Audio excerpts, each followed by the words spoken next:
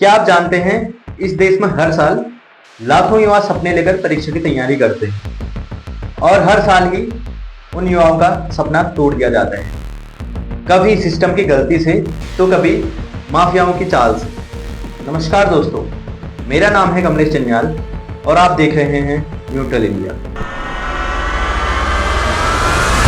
आज हम बात कर रहे हैं उस सच्चाई की जो हर साल पेपर के बाद सामने आ ही जाती है, लेकिन किसी को कोई फर्क नहीं पड़ता है। हाल ही में हुए एसएससी की परीक्षा में गड़बड़ी सामने आई, जिसने एक बार फिर से इस देश की परीक्षा व्यवस्था पर सवाल खड़े कर दिए। हाल ही में हुए एसएससी की परीक्षा की गड़बड़ी को लेकर 31 जुलाई को दिल्ली के जंतर मंतर पर धरना रखा गया, प्रोटेस्ट किया गया, जिसमें स्टूडेंट के साथ साथ टीचर्स लोग भी शामिल थे। 24 जुलाई को एसएससी की पेपर फेज 13 की परीक्षा हुई, जो बाद में कैंसिल कर दी गई। इसी बात पर एसएससी की तैयारी करने वाले स्टूडेंट और एसएससी की तैयारी कराने वाले टीचर्स, जिसमें नीतू मैम, बुला शर्मा और अभिनव सर जैसे टीचर शामिल थे, ये प्रोटेस्ट जंतर मंतर पर किया गया और भी दिल्ली के कई इलाकों में ये प्रोटेस्ट वहां भी चला।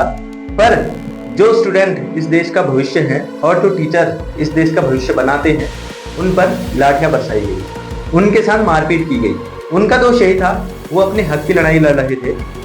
स्टूडेंट की मांग ये थी कि एडुकेटी कंपनी पर प्रतिबंध लगाया जाए। एडुकेटी कंपनी वो है जिस पर एसएससी ने परीक्षा कराने की जिम्मेदारी दी है, और स्टूडेंट की मांग थी कि जो क्वेश्चन पेपर हैं वो सही हो, क्वेश्चन पेपर में क्वेश्चंस में कोई गलत क्वेश्चन ना डाला जाए या स्पेलिंग गलत ना डाली जाए या क्वेश्चंस गलत ना डाले जाए, और सेंटर सही मिले। अगर कोई उत्तराखंड का है, उसको सेंटर मुंबई मिल जाएगा, उसको सेंटर बेंगलुरु मिल जाएगा, या उसको सेंटर जम्मू कश्मीर मिल जाएगा। इसमें स्टूडेंट को बहुत परेशानी होती है, वहाँ जाना हुआ, रहना हुआ, खाना हुआ। एक लोअर कास्ट स्टूडेंट के लिए ये सब अफोर्ड करना बहुत महंगा पड़ जाता है।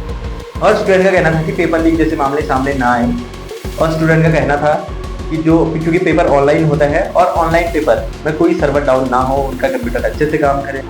ये मांग बच्चों की जायज थी, कोई ऐसी मांग नहीं थी कि जिसमें सरकार को बहुत परेशानी हो, जिसमें पुलिस को लाठीचार्ज करना पड़े। पर हुआ क्या, उन पर लाठियां बरसाई गई, उनके साथ मारपीट की गई। जो बड़े बड़े टीचर्स थे, अगर वो चाहते वो नहीं आते, पर वो स्टूडेंट के साथ खड़े थे, वो आए, उन्होंने लाठियां खाई, पर फिर भी अभी भी उन्होंने हार नहीं मानी है। अभिनव सर का मैं एक इंटरव्यू देख रहा था, उसमें उनका कहना था कि उन्होंने एसएससी के डायरेक्टर से क्वेश्चन पूछा कि आप इतने क्वेश्चन गलत कर देते हो, और आप फिर स्टूडेंट से उन क्वेश्चन को रिमार्क करने के लिए, उन क्वेश्चन पे रिपोर्ट लेने के लिए 100 रुपया लेते हो एक क्वेश्चन का। अगर आपने जैसे 16 क्वेश्चन में मिस्टेक की है, आपकी गलती है वो, पर आप स्टूडेंट से पैसा क्यों लेते हो? और एसएससी के डायरेक्टर का जवाब सुनिए। उनका कहना था, ये पैसा मैं नहीं ले रहा हूँ, इस पैसे से देश की सड़क बनती है। ये बच्चों जैसे जवाब आयोग के डायरेक्टर ने दिए हैं। आप खुद ही बताइए, वो बेरोजगार युवा जो एक एक पैसा जोड़ जोड़ कर रखता है, वो अपनी ख्वाहिशें मिटाता है, उन पैसों का यूज नहीं करता है, और आयोग उन बच्चों से वो पैसा लेते हैं, उसके बाद वो कह रहे हैं कि इस पैसे से सड़क बनती है। तो भाई साहब, सरकार कहाँ गई? सरकार है क्या?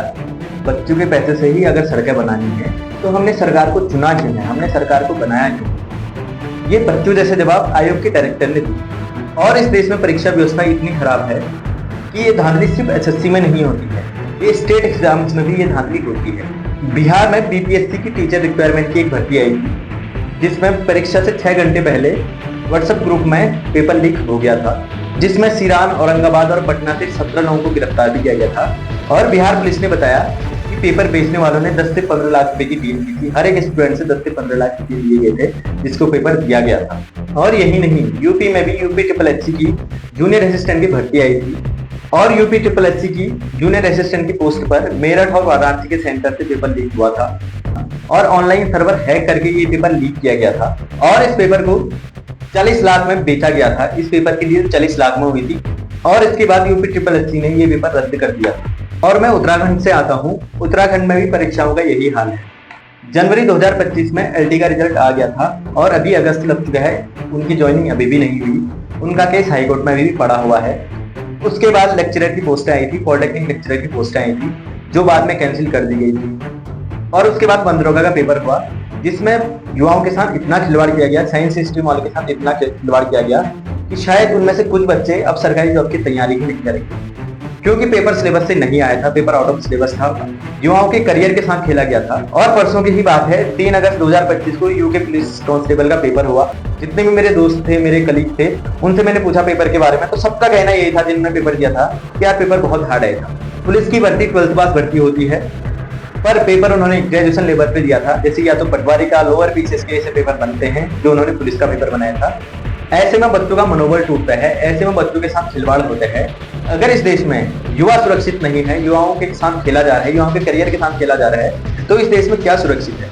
एसएससी की परीक्षाओं में घोटाले होते हैं, आरआरबी की परीक्षाओं में घोटाले होते हैं, और स्टेट लेवल यूके ट्रिपल में घोटाले होते हैं, यूपी में घोटाले होते हैं, हरियाणा में, पीपीएस, स्टेट लेवल में, हर स्टेट में परीक्षाओं के साथ घोटाले हो रहे हैं। मैं इस देश के सिस्टम से सिर्फ एक सवाल कहना चाहता हूँ कि आपसे एक पेपर सिस्टमेटिक तरीके से नहीं कराए जाते हैं।